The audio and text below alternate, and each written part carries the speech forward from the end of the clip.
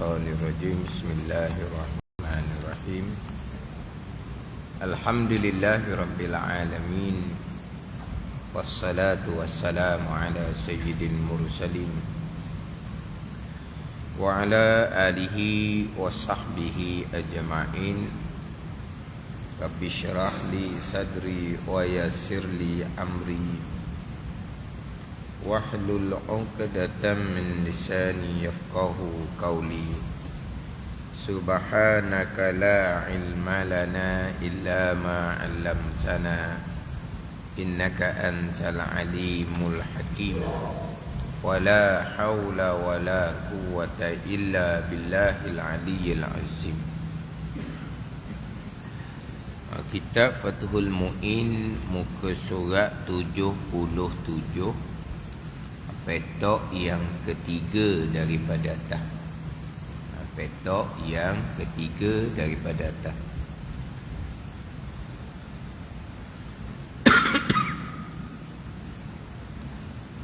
Qala al-muallifu rahimahullahu ta'ala wa nafa'ana bi'ulumihi amin. Wa su'ru kulli hayawanin tahirun falau tanajjasa famuhu summa walagha fi ma'in qalilin aw ma'iin fa in kana ba'da zal fa in kana ba'da ghaibatin yumkinu fiha taharatuhu biwulughihi fi ma'in kasirin aw jarin lam yunajjishu walau firran wa illa najjasahu. Terjemahan dia, air sisa minum. Su'ru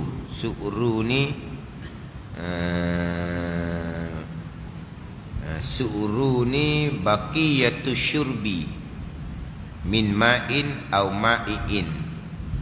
Baki minuman daripada air ataupun daripada segala cairan. Baki dia, air sisa minum binatang suci. Apa hukum air sisa, air baki daripada minum binatang suci? Hukum air itu adalah suci juga. Mana kalau air itu air diminum oleh binatang suci. Contohnya kucing diminum air dalam satu bekas. Kucing adalah binatang yang suci. Maka sisa air, baki air yang diminum oleh binatang suci, air baki itu, air sisa itu hukumnya suci. Adapun kalau baki air, sisa air yang diminum oleh binatang najis, umpama anjing dan umpama babi, maka baki air itu pun najis lah.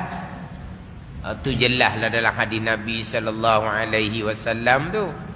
Apabila anjing jilat di dalam air, anjing binatang najis, babi binatang najis. Bila anjing babi jilat ke dalam air yang sedikit, yang tak sampai 2 koloh, maka air itu hukum najis lah. Kalau air itu tak sampai 2 koloh lah. Kalau anjing jilat dalam air yang banyak, air koloh masjid, anjing pergi jilat, air itu tak jejah pun sebab air itu 2 koloh. Air yang sedikit, air 1 baldi, anjing jilat, maka najis lah sisa dia tu. Air baki tinggal tu hukum najis. Tapi kalau diminum sisa minuman daripada binatang yang suci, umpama kucing, maka air sisa tu hukumnya suci. Ni hukum pekoh. Kemudian air tu kita tergamuk nak pakar tu baklah air pula. Air bekas kucing ni minum. Lepas tu kita nak ambil pula. Dah. Ini bicara hukum. Jadi bekas-bekas air hak lebih tu hukum dia suci, gitu je lah. Andai kata muncungnya terkena najis. Bukan andai kata dah ni. Memang mulut dia tu kena najis. Falau tanajjasa famuhu. Dan jikalau najis oleh mulutnya, oleh mulut binatang suci tadi. Bukan andai kata ni. Memang mulut dia kena najis. Bukan andai kata. Andai kata ni mungkin najis, mungkin tak tau. Ni tak ni. Falau tanajjasa famuhu. Dan jikalau najis oleh mulutnya, oleh mulut binatang suci tadi tu. Najis ni contohnya kucing, dia sebelum tu makan bangkai tikus. Jadi bangkai tikus najis. Jadi kucing makan bangkai tikus, maka mulut kucing tu jadi najis lah. Sebab dia makan ni bangkai tikus yang hukumnya najis.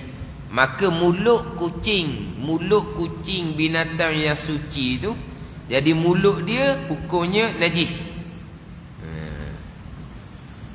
Lalu minum pada air sedikit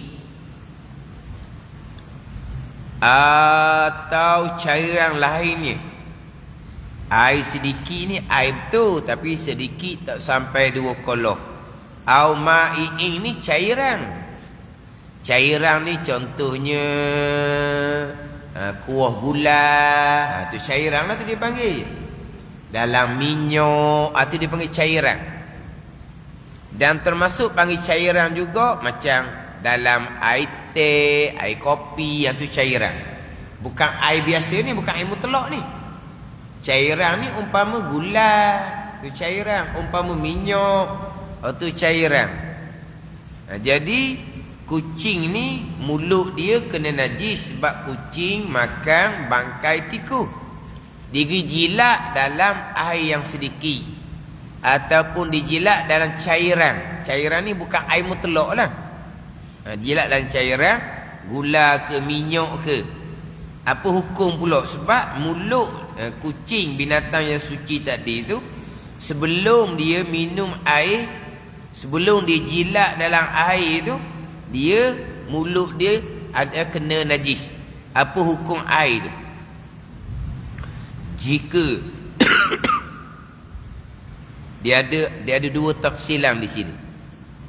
Sekarang mulut binatang suci umpama kucing tadi tu kena najis. Dia makan bangkai. Kemudian dia jilat dalam air yang sedikit ataupun jilat dalam cairan. Dia ada 2 huraian. Jika waktu minum itu habis pergi dalam tempoh yang mungkin muncungnya menjadi suci kembali dengan tercelup ke dalam air banyak atau air mengalir. Jika waktu minum tu habis pergi. Jadi terjemahan dia ni supaya sikit kita nak faham ni. Kita pergi pada terjemah kita pergi pada Arab. Fa in kana, maka jika ada ia wuluk jilat tu. Ba'da ghaibatin, selepas dia ghaibah, dia lenyap, dia pergi ke lain. Ghaibatin ni lenyap lah. Ghibatin mengumpat, ghibah mengumpat, ghaibah Ghaib lah ghaib. Lenyap-lenyap pergi ke lain. Atau ghaibah ni lenyap pergi ke lain lah. Ghibatin, ghin bagi bawah, itu mengumpat. Jadi dia jilat ni sebelum tu mulut kena najis. Kemudian dia jilat dalam air yang sedikit ataupun jilat dalam cairan. Maka jika adalah jilat tu selepas daripada dia ghaibah, dia ghaib, dia pergi ke mana-mana dah. Yumkinu fiha, yang mungkin padanya pada ghaibah tu taharatuhu, oleh suci mulut binatang kucing tu contohnya. Suci biwulughihi fi ma'in kasirin au jarin, dengan dia jilat pada air yang banyak pula. Lepas daripada mulut dia najis, dia pergi minum air dalam air yang banyak, ataupun air yang berlari, ataupun air yang berlari.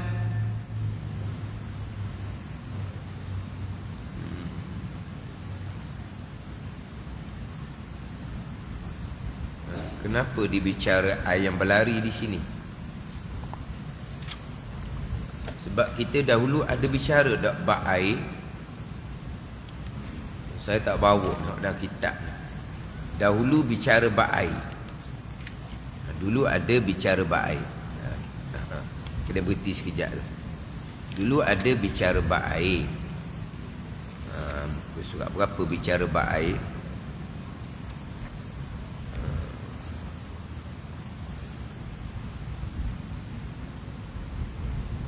Buat idea dia hot lama dah bab air. Ada tak? Berapa dia datangkan air yang banyak ataupun air yang berlari? Sebab air berlari, air tenang hukumnya sama je. Dia sebelum daripada masa lagi di tajuk air dahulu. Mana?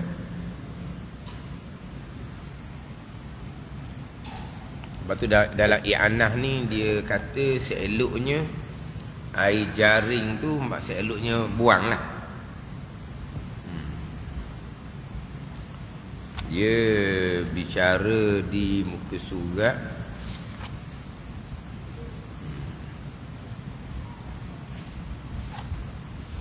muka surat 24. Muka surat 24.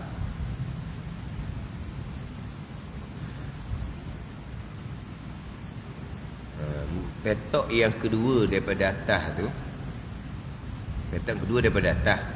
Surat 24. Petok yang kedua daripada atas.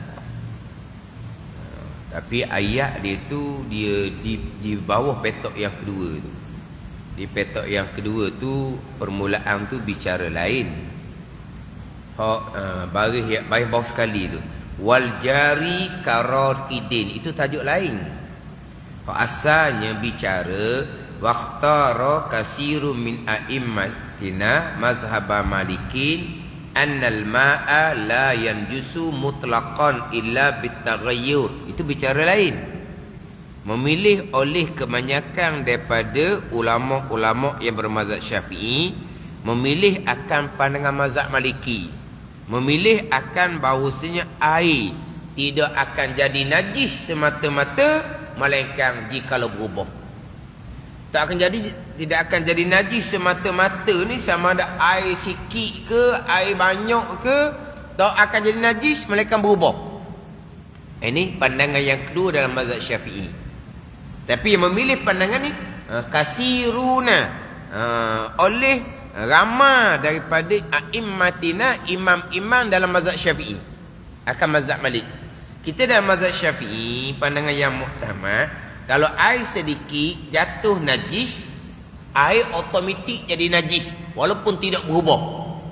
Air satu beldi, air sedikit jatuh tak cicak sutir, tak berubah air tu. Tapi air sedikit hukumnya najis air tu walaupun tak berubah.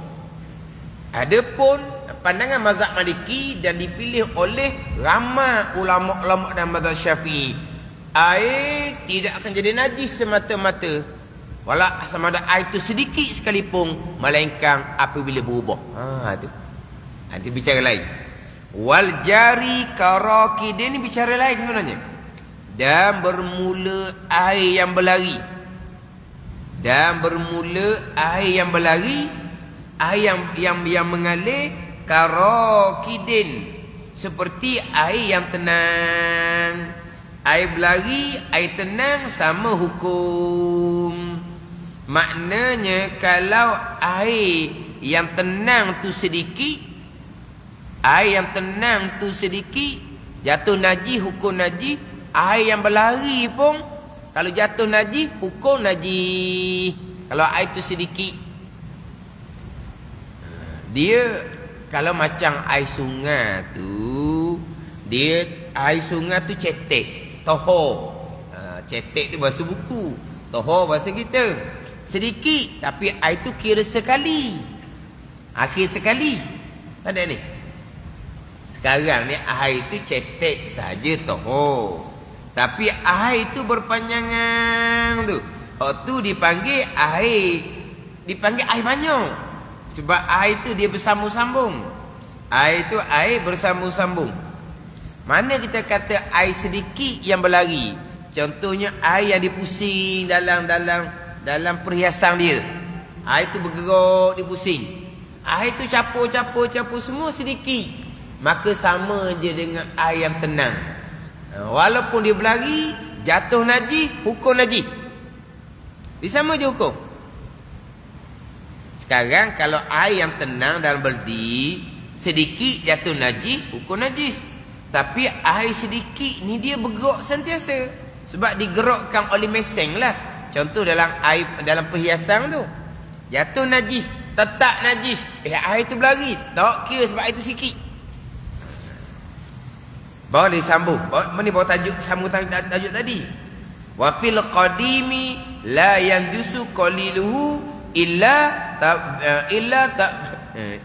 bila taghayyurin wa huwa mazhabu Malikin. Dan pada kaul qadim tidak najis oleh sedikit air yang berlari, jikalau dengan tidak berubah. Itu panggil kaul qadim bagi Imam Syafi'i, itu pandangan dhaif. Tapi pandangan muktamad, air yang berlari sama hukum dengan air yang tenang. Air yang tenang dah berdi, kalau banyak jatuh najis, maka tak najis melainkan berubah. Air yang berlari, yang banyak tak najis juga. Air yang tenang, yang sedikit jatuh tak cicak dalam satu berdi, air jadi najis. Tapi air yang sedikit ni dia berlari, sama je hukum. Jatuh najis, hukum najis juga. Ni pandangan yang muktamad. Wa fil qadim tu, itu pandangan dhaif dalam mazhab Syafi'i. Tak sama. Air tenang jatuh najis, air tenang yang sedikit jatuh najis, jadi najis. Tapi air sedikit kalau bergerak tu jatuh najis, dah takkan jadi najis, mereka berubah. Itu pandangan dhaif. Tapi pandangan muktamadnya, air yang tenang sama hukum dengan air yang berlari. Jadi kita balik pada bicara kita di sini. Jadi binatang yang mulut dia najis, itu misal kucing lah, senang. Mulut najis kerana makan bangkai tikus. Tapi sebelum kucing ni jilat dalam air ni, dia sudah pergi rata-rata dah, hilang lama dah. Masa dia ghaibah, dia hilang tu, mungkin dia sudah bersih mulut dia dengan dijilat pada air yang banyak ataupun air berlari. Tak kira lah. Air banyak, air berlari, air tenang sama je, air banyak. Jadi eloknya air berlari ni tak ada lah di sini. Sebab hukum pandangan muktamad, air yang tenang, air yang berlari sama je hukum dia. Kalau air tu sedikit jatuh najis, kena najis. Kalau air tu banyak jatuh najis, air tak berubah, air tidak dihukumkan najis. Pandai ni. Jadi sekarang ni kemungkinan lah kucing yang mulut dia najis kerana makan bangkai tikus, dia rata-riti dah, hilang lama dah. Dan kemungkinan masa dia hilang tu, dia jilat dah dalam air mana-mananya, air banyak. Ni kemungkinan je ni. Kemungkinan. Bukan kita ekor pungut kucing tu, bukan. Kemungkinan. Sebab dia makan tikus tadi. Lepas tu dia sudah ghaibah, sudah lenyap dah. Pergi pas mana dah. Balik. dia pergi jilat dalam air yang sedikit. Apa hukum air tu? Maka air sedikit tidak menjadi najis. Maka air sekikit ditulis tau. Maka air sedikit tidak menjadi najis. Tengok tu. Lam yunajjishu, tidak menajis ia jilat oleh binatang suci yang mulut dia najis tu. Akannya akan air yang sedikit tidak jadi najis. Dalam terjemahan tu kena buat tidak. Maka air sedikit menjadi najis. Dah. Tidak menjadi najis, kena tanda. Tidak menjadi najis. Tidak menjadi najis.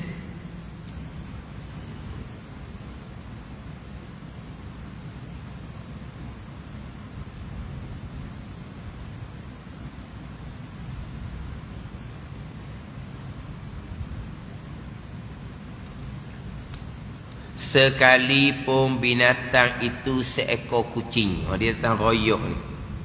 Sebab ada pandangan yang mengatakan kucing ni kalau mulut dia jadi najis. Mulut dia najis, dia kalau dia jilat dalam air pun jilat dia tak banyak mana.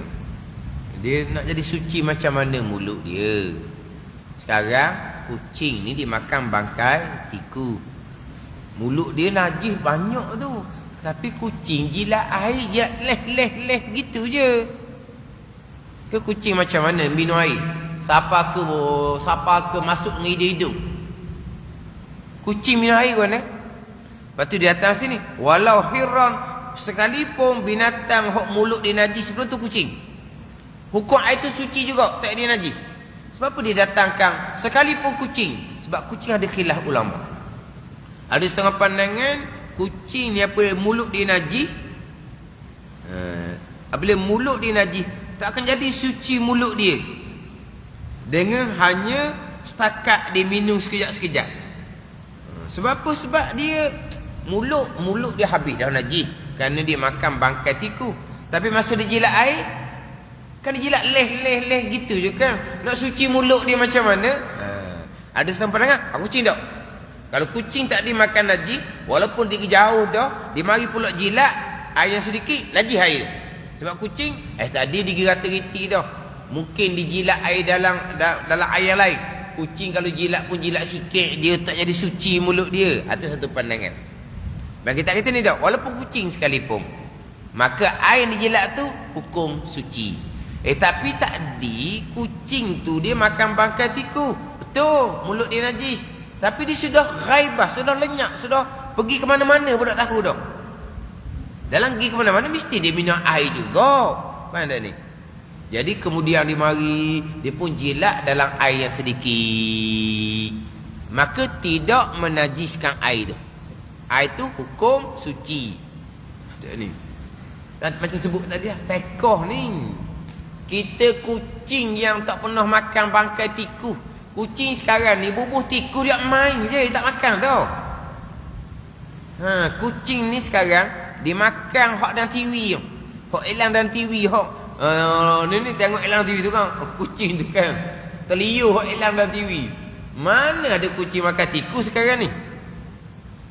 Maknanya kalau ada tikus masuk perangkap, dah sudah agak lah. Buka perangkap suruh kucing tu kejar. Dia tengok aje. Dia tak kerti nak kejar tikus ke. Kucing bandar. Kalau kucing kapung tak tahulah kucing bandar. Maknanya kita bicara bukan makan bangkai kucing ni. Makan makanan yang hok boleh kedar apa semua ni. Dijilat dalam air, air tu kita tak makan dah. Pergi hukum pekoh, sisa minuman binatang suci, sisa minuman tu pun hukum suci. Sekarang ni masalahnya kucing ini binatang suci, tapi tadi dia makan bangkai tikus, mulut dia jadi najis. Kemudian dia jilat dalam air yang sedikit, tapi kucing tu pergi ke mana dah tadinya lepas dia makan bangkai tikus? Rata-reti dah pergi. Kemungkinan dia sudah jilat dalam air yang lain. Berarti mulut dia sudah menjadi suci. Sekarang ni dijilat dalam air sedikit, air itu hukumnya tidak najis. Satu, kalau tidak habis pergi seperti itu, maka air sedikit itu menjadi najis. Ini boleh jadi najis. Kalau tadi, maka air sedikit tidak menjadi najis. Dia lain tu. Waktu tidak menjadi najis. Kena letak tidak. Ni maka air sedikit tadi menjadi najis. Jadi kucing ni lepas dia makan bangkai tikus, tak ada pergi ke mana-mana. Ataupun dia pergi ke mana-mana sekejap je, bukan pergi lenyap lama, bukan.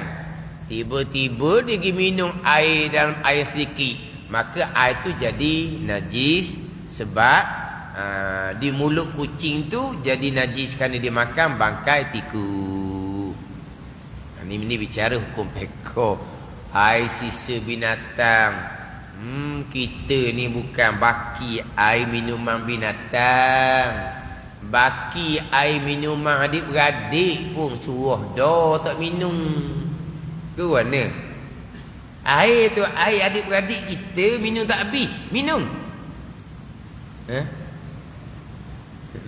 Curuh lalu dahnya.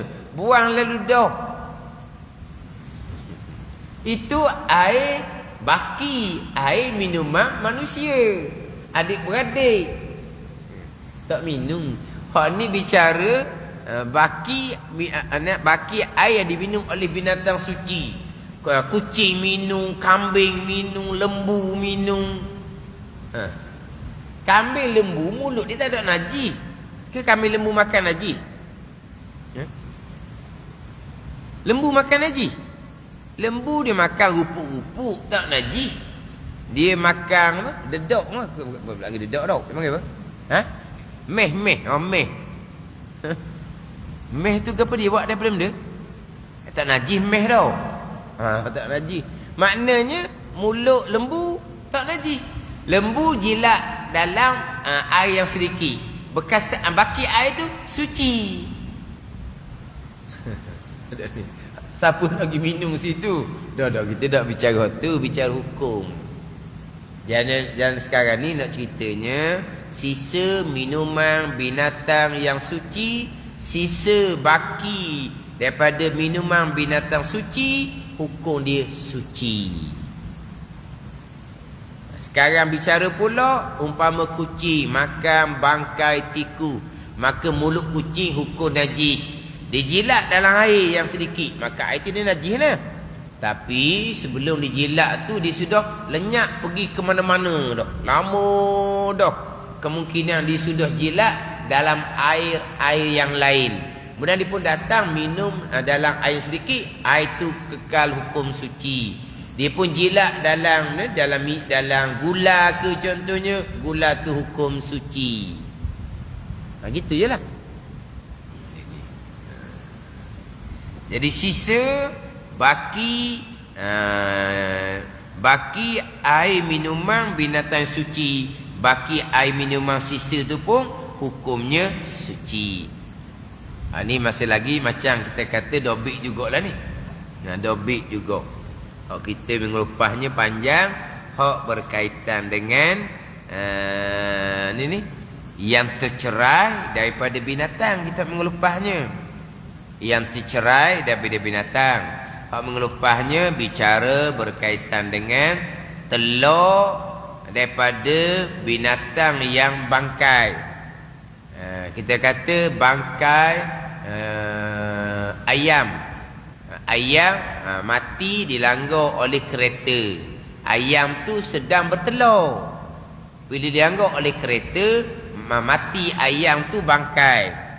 Tiba-tiba keluar daripada perut ayam tu telur yang kerah molek. Maka telur tu suci, boleh dimakan. Tapi kalau telur tu tak ada kulit pun laginya.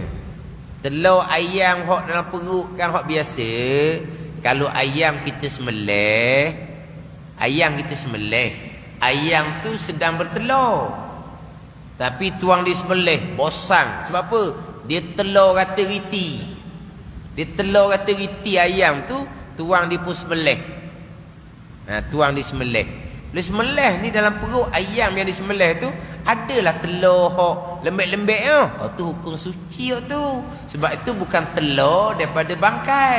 Itu telur daripada ayam yang disembelih pada syarak. Tu. Telur tu boleh makan tu walaupun lembek pun. Sebab itu bukan telur daripada bangkai. Itu telur daripada ayam yang disembelih. Hak ada dalam perut telur ke hati ke apa ke, tu orang makan belaka tu. Sekarang ni bicara mengelupasnya telur yang keluar daripada bangkai.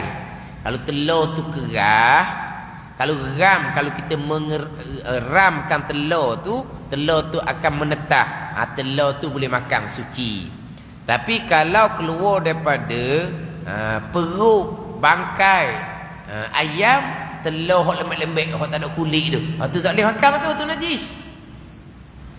Berbeza dengan ayam yang disembelih, maka tu suci. Ni ayam bangkai ni, maka najis. Saya contoh minggu lepasnya telur penyu. Saya sebut kerah dengan lembek. Telur penyu memanglah lembek, tapi telur penyu hok lembek tu dia ada kulit dah. Kalau ram dia akan menetah. Ada hok kalaulah daripada bangkai penyu tu keluar telur hok ada kulit dah. Tapi memang telur penyu lembek. Ada telur hok macam telur ayam hok ada isi saja tak ada kulit dah. Hak tu najis. Sebab apa? Sebab penyu tu bangkai. Sekarang telur penyu hok ada kulit tu pun lembek. Tapi dia telur ni kalau ram dia akan menetah. Ni suci. Tapi telur penyu hok tak ada kulit lagi tu, memang dia lembek lah. Macam telur ayam hok tak ada kulit tu lah lembek. Tu hukum najis. Sebab keluar daripada bangkai penyu. Ini cerita bahagian-bahagian yang dihukumkan najis. Yang sebelum tu bicara hok berkaitan dengan yang tercabut daripada binatang. Yang tercabut daripada binatang yang suci. Bukan daripada anjing dan babi. Daripada anjing dan babi, bulu ke apa ke najis belakalah. Dia ada binatang yang suci. Tercabut bulu daripada binatang yang suci. Binatang suci ni kena bahagi dua. Ada binatang suci yang halal dimakan daging. Ada binatang suci yang haram dimakan daging. Kalau bulu dan umpama dia, bulu, kuku, taring, gading, tanduk, samalah hukum dia. Jadi kalau bulu tu daripada binatang yang suci, yang daging boleh makan, umpama bulu ayam, ayam binatang suci lagi boleh makan, bulu kambing, bulu biri-biri, yang mana kambing biri masih lagi hidup, maka bulu yang tercabut tu hukum suci. Berbeza dengan bulu kucing. Sebab kucing binatang suci, tetapi dagingnya haram dimakan. Maka bulu tercabut dari kucing ni hukum najis. Mana bulu kucing hukum najis, bulu singa ke bulu ada bulu singa tau. Bulu singa ke bulu harimau ke najis lah. Najis. Tapi kalau binatang tu daging boleh makan, maka suci. Macam landok. Landok binatang yang daging boleh makan, bukan? Kemudian landok ada dia punya apa tu? Dia punya tajam-tajam tu bukan landok. Dia panggil apa? Duri ke apa? Dia panggil apa tu? Dia panggil duri. Duri tu cabut masih hidup, suci lah. Sebab apa? Sebab landok tu binatang suci yang halal dimakan daging. Maka dia punya duri tu cabut masih hidup, suci. Sekarang tercabut daripada binatang yang hidup. Kalau binatang tu bangkai najis lah. Melainkan daripada bangkai manusia, ikan dan belalang. Daripada bangkai ayam yang mati dilanggar oleh kereta, bulu ke apa ke najis belaka. Najis belaka tu. Kalau daripada bangkai. Sekarang binatang hidup lagi ni. Bulu ke duri, hok landak tu macam tu je. Sekarang ni binatang tu suci, masih lagi hidup. Binatang tu daging dia boleh makan tak kalau kita sembelih? Landak boleh makan. Maka duri landak cabut masih hidup, hukumnya suci. Kalau cabut lepas sembelih, hukumnya suci. Landak bangkai baru cabut, hukumnya najis. Gitu. Kalau landak tu sembelih, duri tu suci lah. Kalau landak tu bangkai, maka duri tu najis. Sekarang ni landak tu masih lagi hidup. Landak binatang suci yang halal dimakan daging. Maka duri yang cabut masih hidup, hukumnya suci. Adapun kalau binatang tu daging dia tak boleh nak makan. Kalau kita nak katalah gading gajah dia bunuh dulu. Gading gajah tu gajah ditembok dulu. Barulah dia ambil gading dia jual sebab mahal. Ke gading gajah dia ikat gajah dia pun kerak. Gajah tengah-tengah hidup. Gagah lah gitu. Dan di gajah tu dia bunuh dulu gajah tu. Mana dia ambil gading dia jual. Itu bangkai, bukan gading gajah. Tanduk lembu, tanduk kambing, hok lembu bangkai, hok kambing bangkai pun najis. Lembu, kambing kalau sembelih halal dimakan daging, tak sama macam gajah. Tetapi kalau bangkai sama je.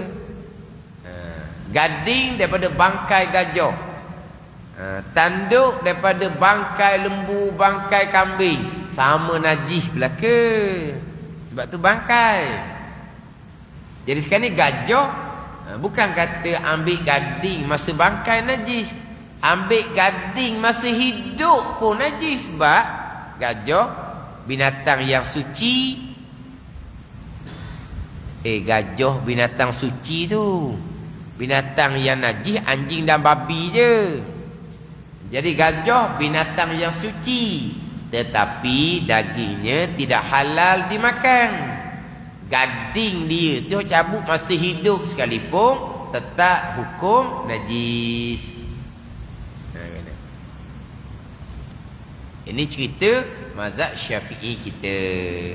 Mazhab Hanafi, mazhab Maliki, bulu, tanduk, taring, gading, cabut masih hidup daripada binatang yang daging tak boleh makan, cabut masa bangkai, sekalipun hukum suci belaka. Itu mazhab Maliki Hanafi. Daripada bangkai suci, bererti gading gajah suci.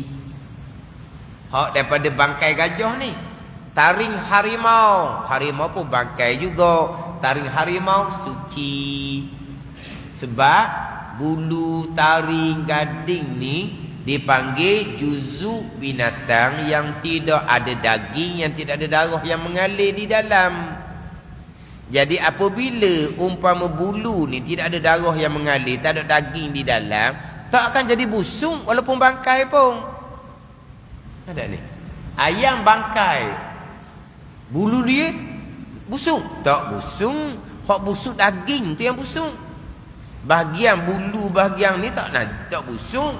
Berarti tidak ada darah mengalir, tidak ada daging. Jadi mazhab Maliki Hanafi, bahagian yang tidak ada darah mengalir, tidak ada daging, bahagian bulu, tanduk, taring, gading ni, cabut daripada binatang yang masih hidup, yang daging tak boleh makan ke, bahkan cabut daripada bangkai sekalipun, bulu tu hukumnya adalah suci. Itu mazhab Maliki dengan Hanafi. Yang saya pernah cerita sebelum ni kan, dia pakai cincin, mata cicing dia kata ni taring harimau ke gitu, siapa dah ingat cerita dia tu. Tapi hak harimau lah, taring ke, gigi ke, kuku ke, tapi harimau dia mata cicing. Saya tanya juga mula-mula, iya ke hak harimau? Nak tahu mana, kata cek DNA dia tu dulu. Ke ambil nampak dia kerak daripada harimau? Dia kata daripada harimau. Harimau ke kambing ke lembu? Tak mana ke tahu? Nak kata harimau. Alah, kita kata harimau sungguh. Harimau binatang yang daging tak boleh makan. Cabut masa harimau tu hidup pun. Harimau tu cabut dia punya, tak ada buat lah, dia cabut gigi dia. Gigi dia tetap najis. Sebab apa? Sebab harimau yang hidup tu binatang yang daging tidak boleh dimakan. Maka gigi yang cabut tu tetap najis. Kalau mazhab Malikiyah Hanafi, bukan cabut masih hidup, bangkai harimau, hak ada di bangkai tu, hak tidak ada darah mengalir, boleh ambil belaka. Sebab apa? Hukum suci belaka. Itu mazhab Maliki Hanafi. Gitu je lah. Kemudian hak mengelepasnya cerita pula, adapun kalau juzuk binatang yang ada daging, contoh mengelepasnya peha ayam. Ayam dilanggar oleh kereta, cabut peha ayam. Ayam tu sembelih tak sembelih selepas daripada tu tak kira lah. Tapi masa peha cabut, ayam hidup, bukan bangkai. Lepas tu cerita hok pencuri lembu, hok kerak peha lembu tu, hok tu lembu tu dia sembelih dah orang kali, ataupun dia tembok gitu, ke tak tahulah. Jadi sekarang ni lembu kalau dia sembelih, maka peha tu kita maklumlah suci, halal dimakan daging, haram kerana dia mencuri. Tapi ada cerita kata kalau bangkai najis belaka adalah jadinya. Ada kata lembu hidup, dia kerak peha lembu dia hidup-hidup. Tu kejam sangat gitu. Jadi apa hukum peha? Sebab masa dia kerak peha tu lembu hidup, bukan bangkai. Kalau bangkai najis, kalau sembelih suci. Tapi lembu tu bukan bangkai, dan lembu tu tidak sembelih, lembu masih hidup, dia kerak peha. Lepas tu kemudian tu lembu jadi bangkai tu, mati tu kemudian. Tapi masa kerak peha tu lembu hidup. Sama contoh dengan ayam tadi, dilanggar oleh kereta, cabut peha, ayam tu hidup masa cabut peha. Kemudian lepas tu ayam tu jadi bangkai lah, ataupun ayam tu disembelih. Persoalan sekarang ni peha ayam yang tercabut daripada ayam hidup, peha lembu yang dikerak dari lembu hidup, apa hukum peha tu? Najis. Kita balik kepada kalau ayam tu bangkai, najis ke tak? Najis. Maka peha yang cabut masih hidup, najis. Kalau kata lembu tu bangkai, najis ke tak? Najis. Maka peha yang cabut masa lembu hidup, hukumnya najis. Berbeza dengan yang cabut masih hidup, jari manusia. Manusia ni bila jadi bangkai suci, maka jari yang sabut masih hidup hukum suci. Dia gitu je lah.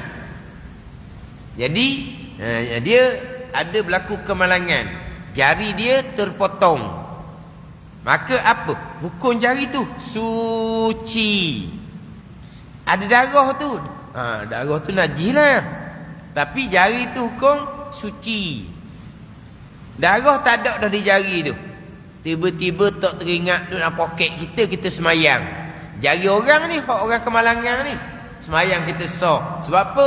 Sebab jari daripada manusia yang hidup. Kalau manusia tu bangkai, apa hukum manusia tu? Suci. Jari yang cabut masa hidup pun hukum suci, cabut masa mati pun hukum suci. Pada ni adapun kalau ayam ke lembu ke, kalau bangkai hukum najis. Jadi peha ayam, peha lembu yang tercabut pada masa hidup yang bukan bangkai, hukumnya najis dan haram dimakan. Dia gitu.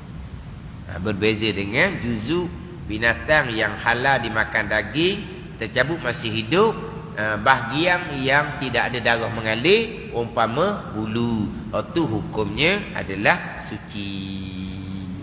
Ni ulang beberapa kali ni. Dobik ataupun sipir. Barang-barang yang suci dan barang-barang yang dihukumkan najis. Qala Syekhuna Kas-Suyuti taba'an li ba'dil mutaakhirina annahu yu'fa an yasirin urfan min sya'ri najisin min ghairi mughallazin. Wallahu a'lam. Bismillahirrahmanirrahim. Alhamdulillahi rabbil alamin, wassalatu wassalamu ala sayyidil mursalin wa ala alihi wa sahbihi ajma'in. Allahumma ftah alaina futuhal arifin, Allahumma allimna ilma akdamin, wa fahimna famasabikin, warzuqna ruqat talibin. Allahumma zidna ilma wa alhiqna bis salihin. Wa sallallahu ala sayyidina Muhammadin wa ala alihi wa sahbihi wa sallam. Walhamdulillahi rabbil alamin.